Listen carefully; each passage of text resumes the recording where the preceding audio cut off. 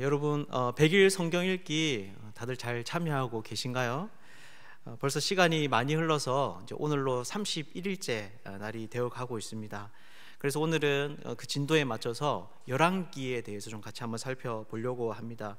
사실 이 책은 우리가 성경에 있는 부분들 중에서 흥미진진하게 읽을 수 있는 몇 개 안 되는 책 중에 하나가 바로 이 열왕기입니다. 왜냐하면 중간중간에 정말 영웅적인 인물들이 등장하고 또 이야기 자체도 굉장히 극적으로 기록되어져 있기 때문입니다.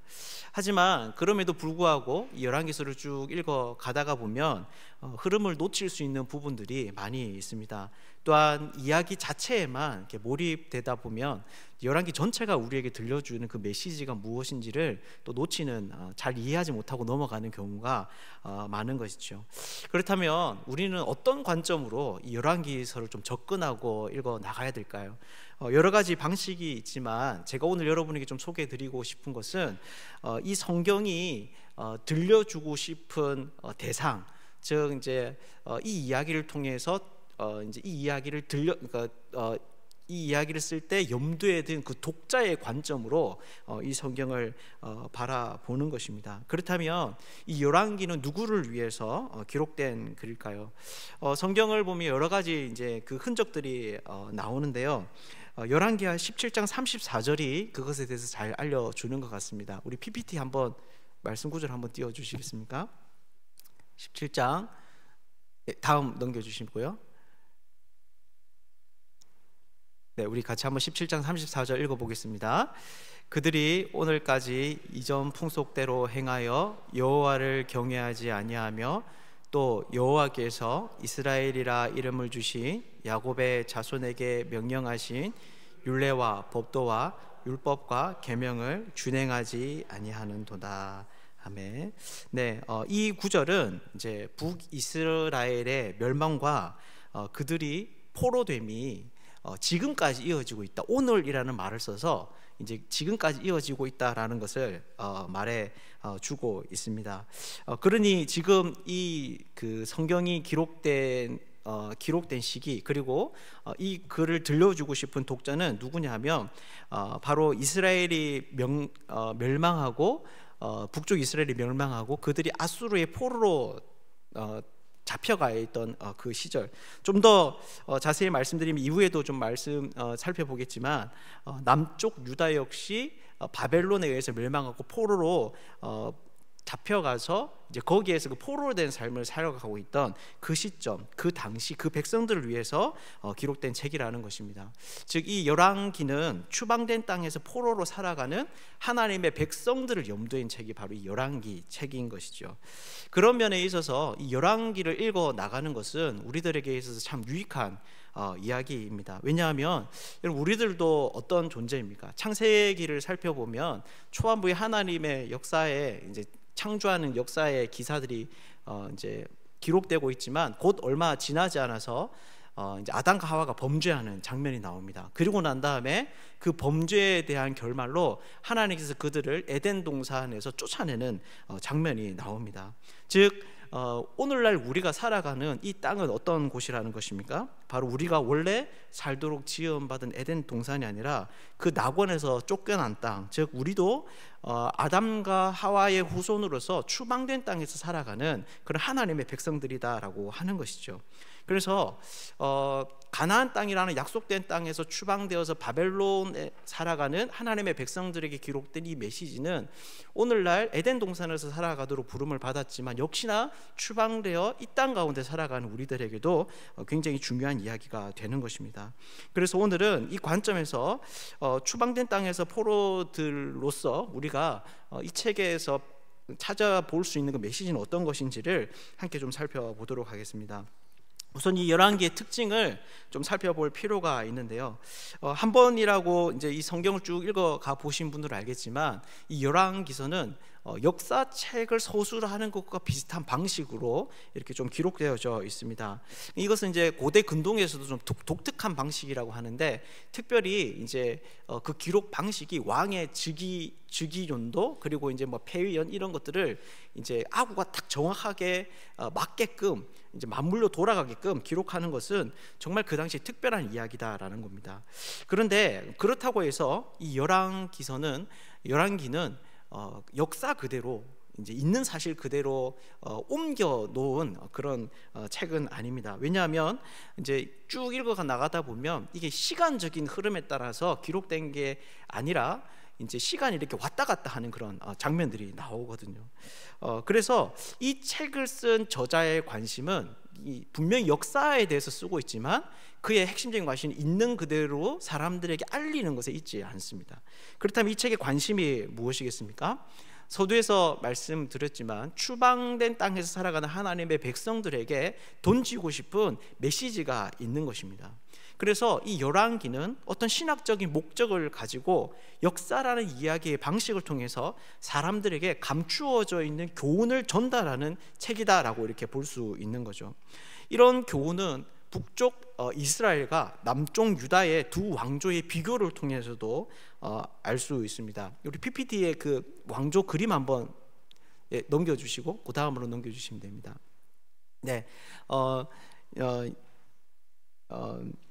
이런 그 북쪽 이스라엘과 남쪽의 왕들의 이 왕조를 비교를 해볼 때도 이런 구조들 안에도 이제 열왕기 저자가 주고자 하는 어떤 그런 교훈들이 남겨져 있습니다. 자세히 좀 표를 살펴보면 이제 제가 이 어떤 사이트에서 이게 발견했는데 잘 정리되어 있더라고요. 북쪽 이스라엘의 왕조, 또 남쪽 이스라엘 왕, 그리고 그때 활약했던 선지자들, 그리고 그것과 더불어서 이제 국제 정세에 어떻게 흘러가는지를 이렇게 좀 같이 한 표로 이렇게 넣어왔습니다.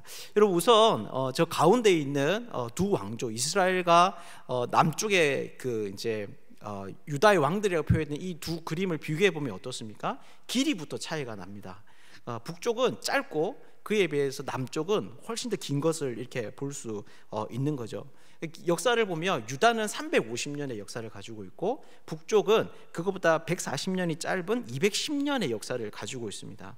그런데 그 안을 들여다보면 이 두 왕조는 더 큰 차이점이 있는 것을 알 수 있습니다.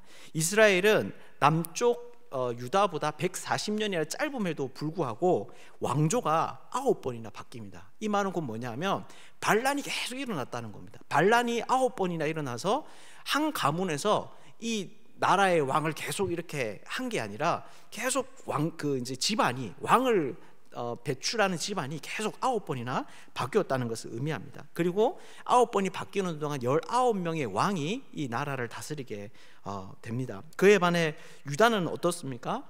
유다는 140년이나 더 많이 길게 이제 왕조가 지속됨에도 불구하고 단 한 번도 반란으로 이 왕을 배출하는 집안이 바뀌는 그런 일이 없습니다. 그리고 똑같이 19명의 왕들이 다스리고 있습니다.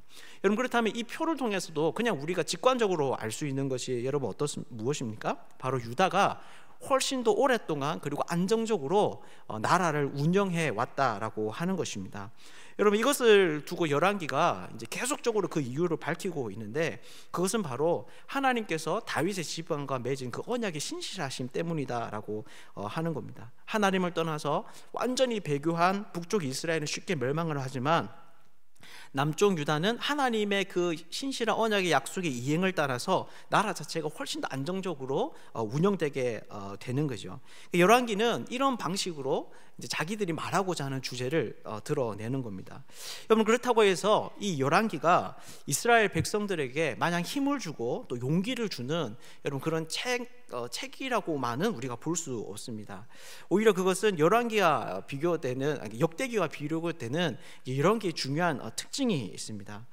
역대기를 살펴보면 이제 우리가 역대기와 열왕기를 잘 비교해서 보거든요. 왜냐하면 둘 다 이제 이스라엘의 왕들의 역사에 대해서 많이 기록하고 있기 때문입니다. 그런데 역대기와 열왕기의 가장 좀 크게 다른 점이 뭐냐면 역대기는 될 수 있으며 왕에 대한 부정적인, 이 이스라엘 왕에 대한 부정적인 이야기를 많이 감춥니다. 그래서 다윗과 솔로몬 같은 경우는 다윗의 인구조사 때 이제 벌인 그 범죄함을 빼고는 부정적인 언급이 거의 없습니다.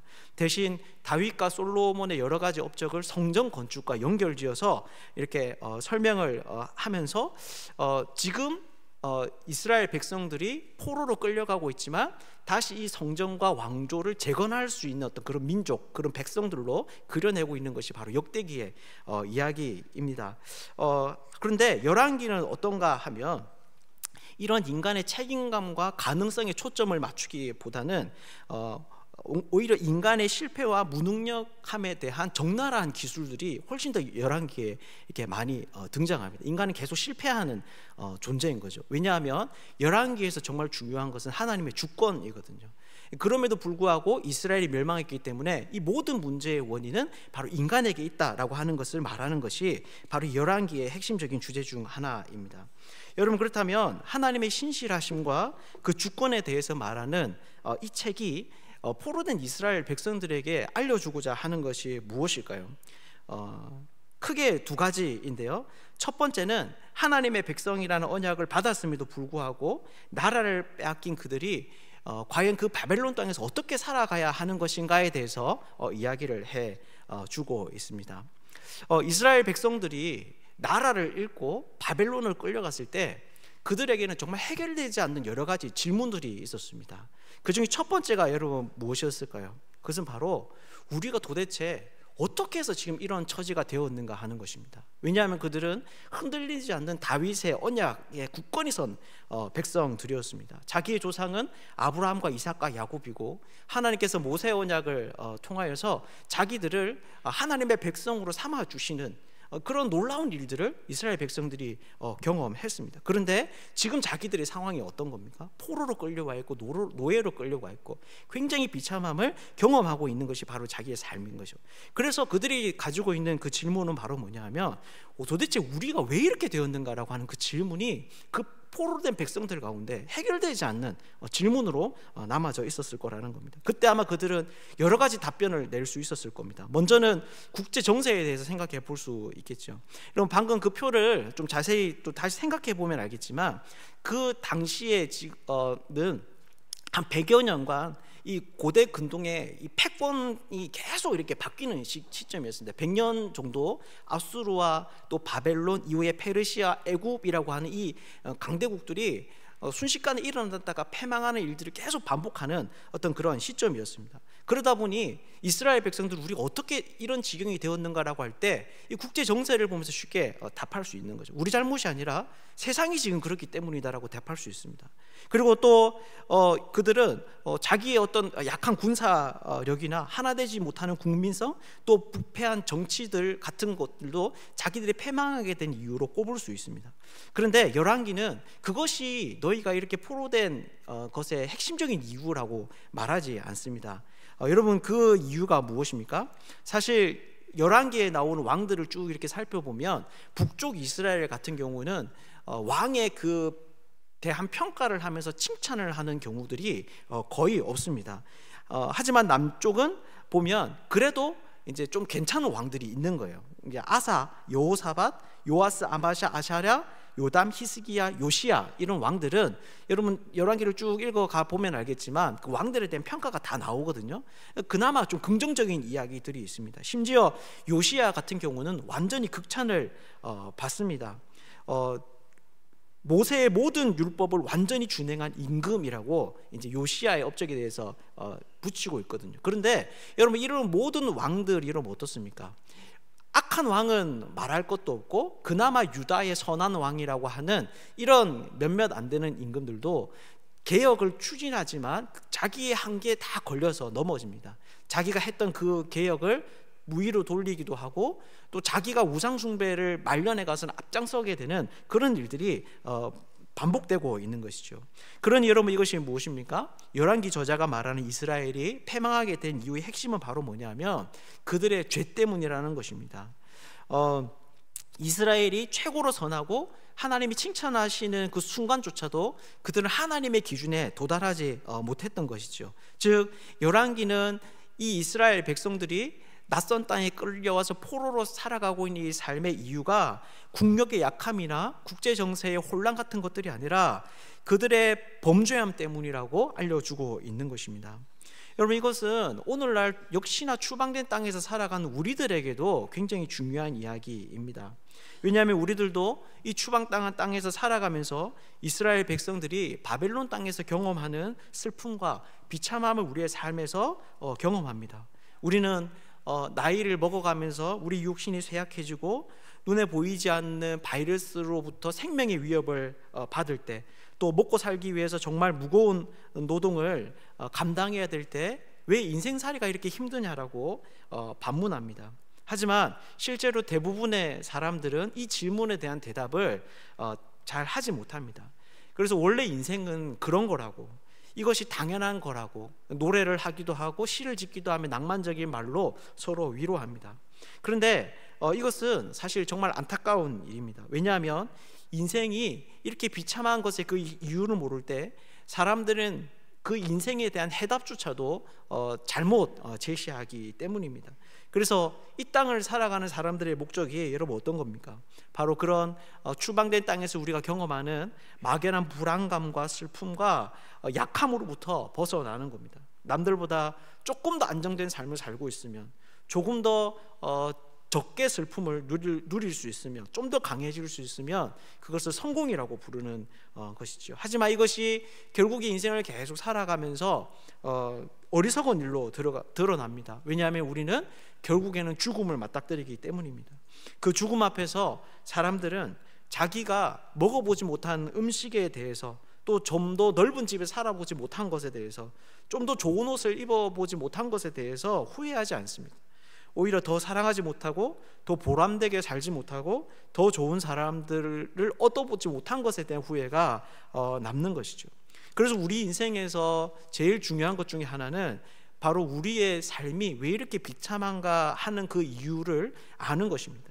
내가 머리가 좀 나빠서, 또 내가 게을러서, 내가 좀 더 착하지 못해서 내 인생이 이렇게 힘들고 슬픈 것이 아니라 바로 궁극적으로 죄가 이 세상을 이렇게 망가뜨려 놓았다라고 하는 것이죠. 우리가 죄로 인해서 추방된 땅에 사는 것이 바로 우리가 경험하는 이 모든 아픔의 원인이다라는 것을 우리가 알아야 한다라는 것입니다. 그렇게 할 때 우리는 인생에 대한 제대로 된 대답을 할 수 있는 거죠. 그래서 열왕기는 이스라엘 백성들에게 그들이 포로로 끌려갈 수밖에 없는 그 이유에 대해서 힘주어 알려줍니다. 그런데 이런 비참함이 자기들의 죄 때문이다라고 하는 이 지식은 그들에게 또 다른 질문을 안겨줍니다. 그것이 무엇입니까? 바로 자기들이 죄로 인해서 추방당한 지금 이 시점에도 우리는 여전히 하나님의 백성이라고 부를 수 있는가라고 하는 것입니다. 죄로 인해서 이렇게 하나님 앞에 징계를 당하 쫓겨난 우리가 그래도 하나님의 백성이라고 스스로 여길 수 있는가라고 하는 것이죠. 이것에 대해서 알려주는 것이 열왕기하 9장 1절에서 9절 말씀입니다. 우리 PPT 한번 1절에서 3절부터 한번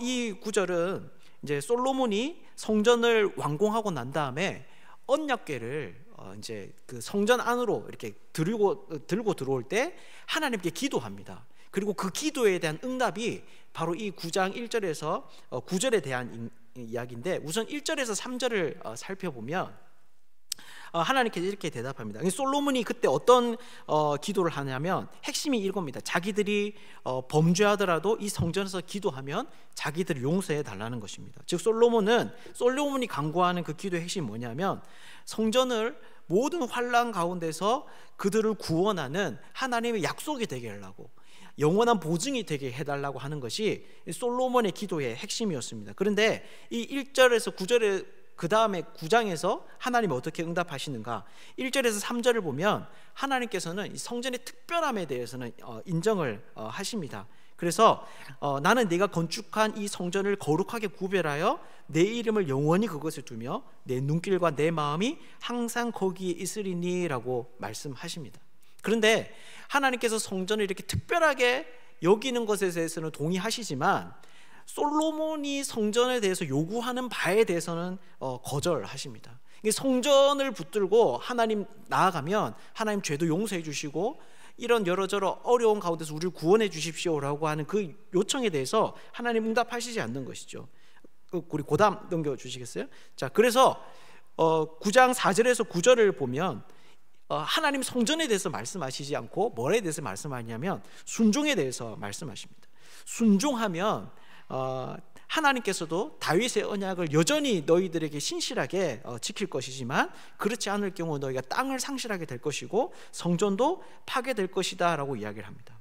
여러분, 그렇다면 이것이 무슨 말이겠습니까? 바로 이 성전이 하나님과 이스라엘 백성들 사이에 중요한 것이긴 하지만 정말 이스라엘 백성들이 하나님의 사람이 되는 것은 그 건축물 때문이 아니라는 것입니다.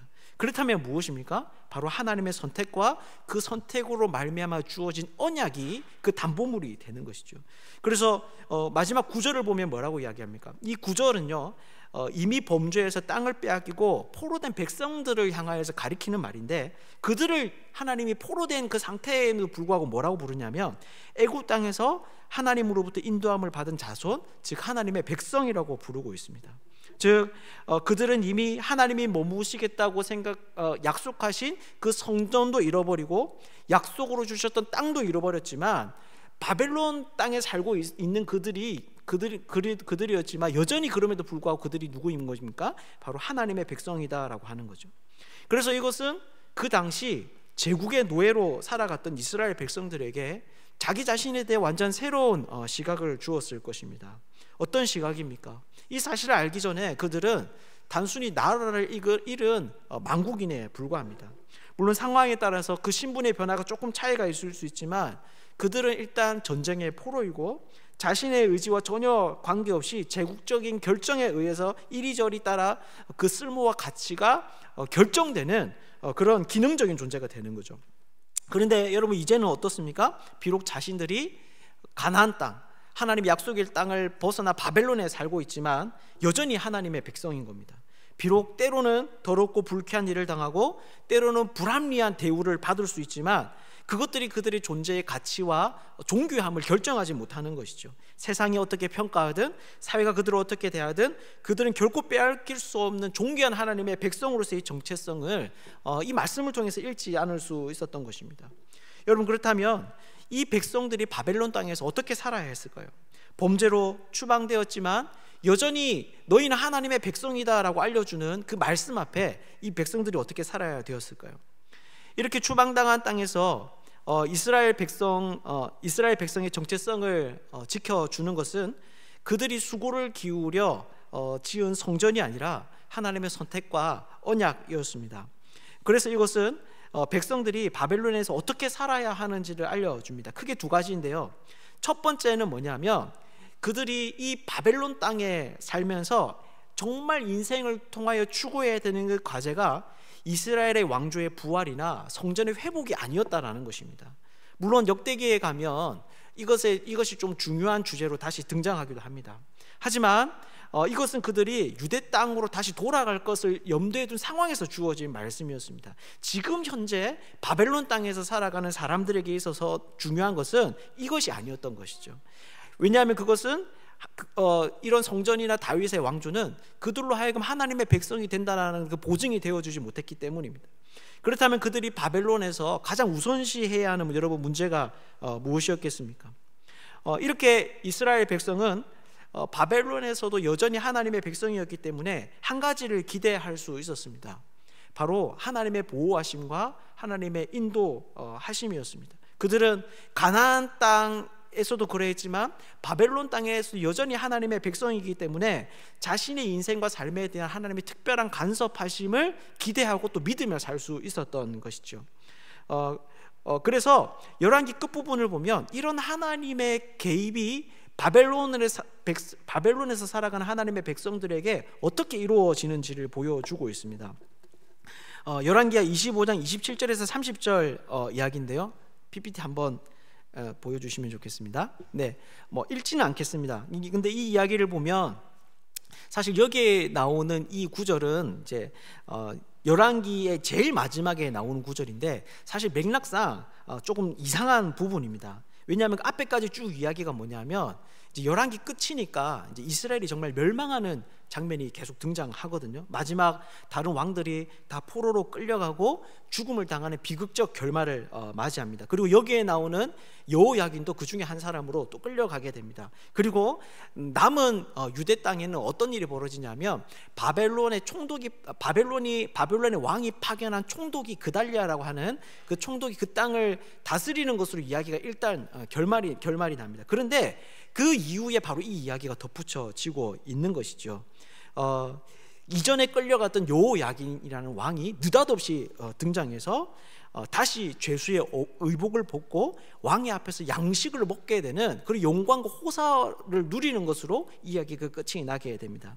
여러분, 그렇다면 왜 갑자기 이 이야기가 열왕기 끝에 위치하고 있는 걸까요? 그것은 바로 하나님의 백성들을 향한 바벨론에 살고 있는 포로되어 추방된 땅에 살고 있는 그 백성들에게 하나님의 은혜가 어떤 방식으로 임하는지를 보여주기 위해서 바로 이 글이 기록되고 있는 겁니다. 다시 말해서 바벨론에 포로된 자들에게 하나님의 은혜는 그들 가운데 어떤 특별한 사람이 일어나서 혁명을 일으키는 어떤 그런 방식이 아니라, 또 하나님이 강한 나라를 일으켜서 그 이스라엘에게 자유를 허락하거나, 또 우리가 아는 선지자들의 어떤 그런 놀라운 기적이나 특별한 영적인 사건들을 통해서 하나님의 역사가 일어나는 것이 아니다라는 것이죠. 이전에는 그런 하나님의 은혜가 그런 방식으로 일어났다면 이제 이 포로된 백성들에게는 하나님의 은혜가 그렇게 임하지 않는다는 것입니다. 대신 그렇다면 어떻게 그 은혜가 임하는 것입니까? 바로 그들이 원수라고 여길 수 있는 존재, 자기의 나라를 망하게 하고 백성들을 뿔뿔이 흩어지게 할 수 있는 원수라고 여길 수 있는 그 바벨론 왕의 권세를 통해서 하나님께서 이스라엘 백성들에게 은혜를 내려주신다라는 것입니다. 그렇다면 이것이 무슨 말이겠습니까? 바로 이스라엘 백성들이 추방된 땅에서 해야 하는 가장 중요한 일은 과거의 영광을 재현하는 것이 아니라는 것입니다. 왕년에 내가 이런 사람이었는데 라고 하면서 망상에 빠져서 현실금 자기가 당면한 이 현실을 부정하는 것이 아니라는 것이죠. 그렇다면 그것이 무엇이겠습니까? 바로 이제는 하나님의 도우심이 비록 적군이지만 바벨론 왕을 통해서 자기에게 임한다는 것을 인정하고 그 통치하에서 최선을 다하여서 그 나라의 백성에 합당하게 살아가는 것입니다. 정말 이 바벨론 땅에서 살아남는 것이 바로 이스라엘 백성들이 해야 되는 가장 중요한 일이다라고 하는 거죠. 물론 그렇다고 해서 이 말이 이스라엘 백성들로 하여금 정말 그 나라의 이방신을 섬기고 하나님의 백성으로서의 삶을 포기하라는 것이 아닙니다. 왜냐하면 성전을 건축하는 장면을 보면 영광스러운 장면이 그려지지만 그에 대한 그런 과정 가운데 계속 반복되는 것이 뭔가 하면 율법에 대한 순종입니다. 이것도 이제 역대기와 열왕기 부분이 조금 다릅니다. 역대기를 보면 성전이 완공되고 막 할 때 뭐가 강조되냐면 음악이 굉장히 강조되거든요. 레위인들이 나와서 막 악기를 연주하고 굉장히 웅장한 분위기 가운데서 이제 성전이 세워지는 것을 의미하는 거 보여주는데, 열왕기에는 그런 것이 전혀 없이 계속 하나님에 대한 말씀의 순종, 율법에 대한 순종, 이런 것들이 계속 부각되어서 나타납니다. 그렇다면 이것이 무슨 말이겠습니까? 바로 성전이 하나님의 임재와 그 영광의 풍성함을 드러내어 주지만 이 성전의 성전됨의 핵심은 말씀에 대한 순종이라는 것입니다. 즉 이스라엘 백성들에게 정말 중요한 것은 그들이 마음 쏟아 해야 되는 일은 성전을 건축하는 게 아니라 정말 하나님과의 이런 실제적인 관계가 그들의 삶 가운데 일어나도록 하는 일이다라고 하는 것이죠. 그래서 이스라엘 백성들이 추방된 땅에서 정말 힘을 쏟아 해야 되는 것은 말씀에 대한 순종을 바탕으로 한 영적인 공동체를 세우는 것이었습니다. 이제는 건축물의 메인 삶이 아니라 과거 자신들의 범죄함을 인정하고 철저히 회개하며 바벨론의 통치를 인정하면서 살아가지만 그곳에서도 여전히 하나님의 말씀을 붙들고 살아가는 삶이 정말 그들이 살아내야 했던 그런 삶인 것이죠. 사랑하는 여러분, 이것은 오늘날 우리들도 마찬가지입니다. 우리는 이 땅을 살아가면서 여기가 추방당한 땅이다라고 하는 것을 잊고 살 때가 많습니다. 그래서 우리가 살아가는 이 땅을 하나님의 나라처럼 만들려고 합니다. 우리나라가 기독교 국가가 되는 것, 그래서 기독교 대통령이 나오고 기독교 시장이 나오고 다른 종교들은 감히 넘볼 수 없는 강한 힘과 권세를 가지고 사회를 선도해 나가는 것을 비전과 꿈이라고 말하기도 합니다. 하지만 오늘 이 열왕기는 그것이 우리의 부름이라고 말하지 않습니다. 분명히 열왕기는 이스라엘이 살아야 되는 그 땅을 추방당한 곳이라고 이야기합니다. 그래서 그들은 이스라엘 왕이 아니라 바벨론의 통치에 순종하며 살아야 한다라는 것이죠. 하나님이 그들을 통해서 은혜를 베푸시는 겁니다. 하지만 그럼에도 뭐라고 이야기합니까? 그들을 섬기는 것은 아니다라고 하는 것이죠. 그래서 비록 우리가 약자이고 소수이고 남들이 쫓지 않는 길을 걸어야 되는 여러 가지 손해를 볼 수 있지만, 하지만 그럼에도 불구하고 말씀에 순종하는 삶을 살아야 된다라고 말을 하고 있습니다. 오늘 우리가 이 11개의 교훈을 기억하면서 정말 그가 가르치는 것처럼 힘과 권세와 뛰어난 사람이 많은 그런 교회를 꿈꾸기보다 말씀에 신실한 영적인 공동체를 우리가 세워나가는 사람들이 되면 좋겠습니다. 이렇게 하나님께서는 이스라엘 백성들로 하여금 말씀 중심적인 영적인 공동체를 세우기 원합니다. 그렇다면 여러분, 어떻게 이런 일이 가능할까요? 어떻게 그들이 그렇게 믿고 의지했던 성전도 사라지고 또 영원할 것이라고 생각했던 다윗 왕조도 다 패망하여 없어진 이 지금 그들은 어떻게 하나님의 여전히 언약과 말씀에 믿음과 신뢰를 두고 그런 공동체를 세워갈 수 있을까요? 열왕기를 쭉 살펴보면 많은 왕들이 등장하지만 그에 못지않게 상당한 분량을 차지하고 있는 주인공들이 있습니다. 누구냐 하면 바로 선지자들입니다. 특히 엘리야와 엘리사라고 한 이 두 사람은 그 열왕기 전체에서 굉장히 큰 부분을 가지고 차지하고 있습니다. 우선 엘리야를 보면 어떻습니까? 그래서 이 두 선지자는 이제 이 열왕기 독자들에게 또 가지고 있는 큰 의미가 있는 거예요. 여러분, 우선 엘리야를 보면 여러분 어떻습니까? 엘리야는 여러 가지 일들을 했지만 우선 북이스라엘의 가뭄을 선포합니다. 그리고 자신은 그리 시내가에서 까마귀가 가져다 주는 빵과 고기를 먹고 삽니다. 이것이 가지고 있는 그 당시에 굉장히 큰 의미가 있었는데, 사실 북이스라엘이 섬기던 바알이 여러분 어떤 존재인가 하면 비와 폭풍의 신이거든요. 근데 이 신의 또 다른 이름이 뭐냐면 풍요의 신입니다. 그렇기 때문에 지금 이런 비와 폭풍을 가지고 풍요를 약속하는 이 바알에 대해서 여호와의 선지자인 엘리야가 가뭄을 선포하고, 실제로 그 이스라엘이 말씀을 따라 가뭄에 들어서게 되었다라고 하는 것은 그 북이스라엘에게 정말 이 세상의 날씨와 풍요를 주장하는 분은 하나님이시다라고 하는 것을 알려줍니다. 이것은 사르밧 과부의 이야기에서도 마찬가지입니다. 이 사르밧은 바알 신을 가지고 온 아합의 아내 이세벨의 고향입니다. 그러니까 사르밧은 그 어느 도시보다 바알의 영향력이 크고 그 힘이 강하게 드러나는 곳이다라고 볼 수 있습니다. 그런데 여러분, 그곳에서 어떤 일이 벌어집니까? 엘리야가 이 사르밧 과부에게 통과 병에 밀가루와 기름이 떨어지지 않게 하는 그런 기적을 보여줍니다. 또한 거기에서 죽은 아들도 살려냅니다. 바알이 주지 못하는 이 두 가지를 엘리야가 적의 심장부에서 그 이름을 대신하여 제공하고 있는 것이죠. 즉 여기에서도 엘리야는 여호와께서 바알의 힘이 가장 강한 곳에서 그분이 풍요와 생명의 신이심을 나타냅니다. 이것은 바알과 아세라의 전투에서도 나타납니다. 그때 이제 잘 아시다시피 제단에 불을 붙이는 그런 대결이 벌어지잖아요.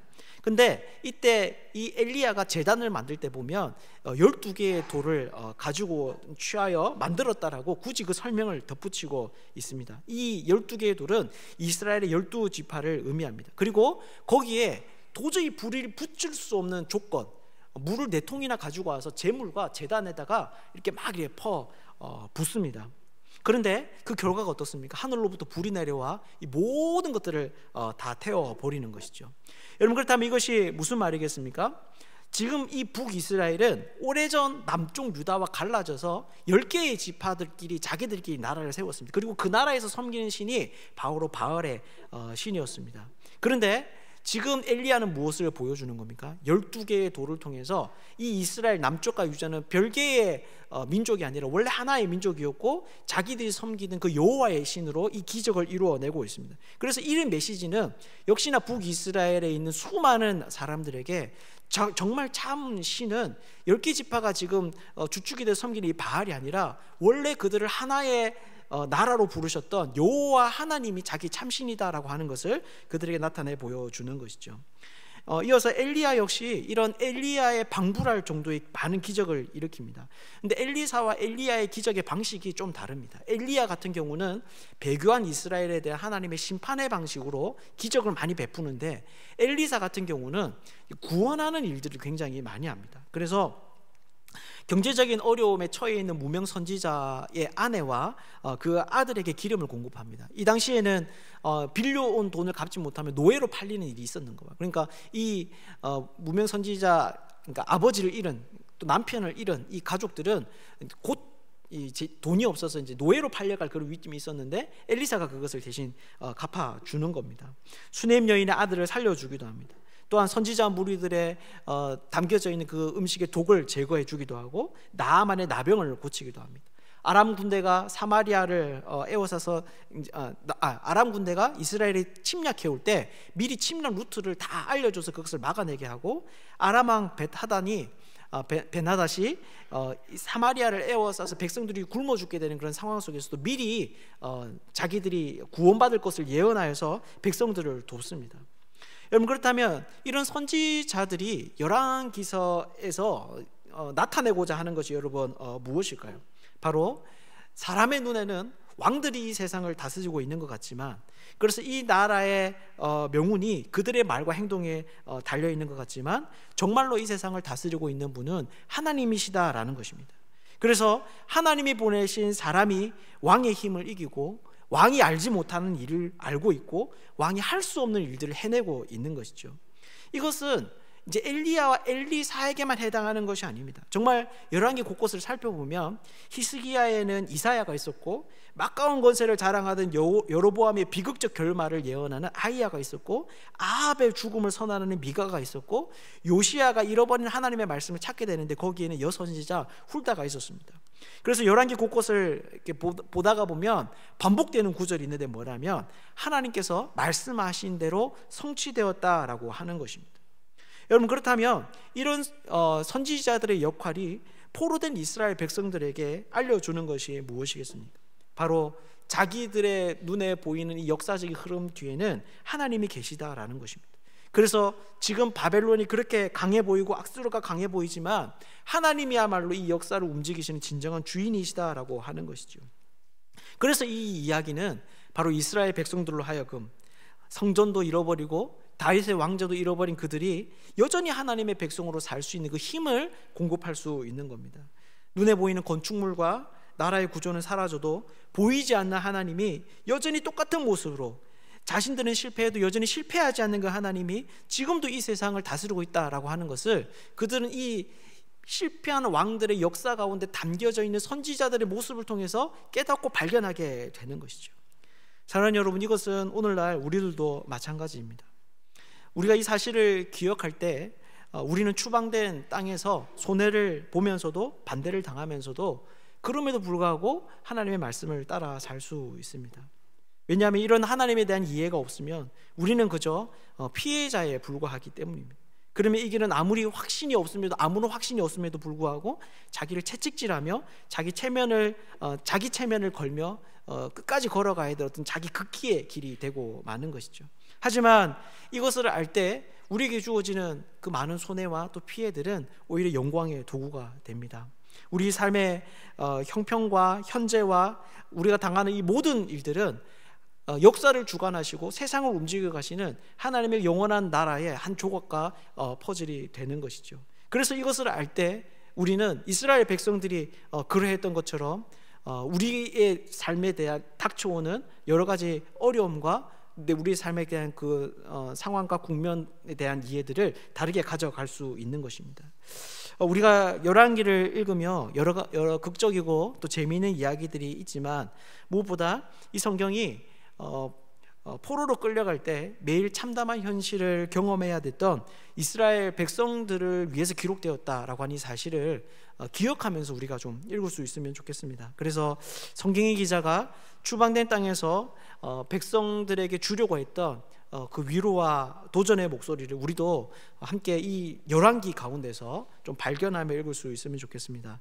이 자리에 있는 우리 모두가 성경을 읽어나가며 우리를 향한 이 하나님의 음성을 들을 수 있는 복된 사람들 되시기를 주님의 이름으로 축복합니다. 함께 기도하겠습니다. 살아계신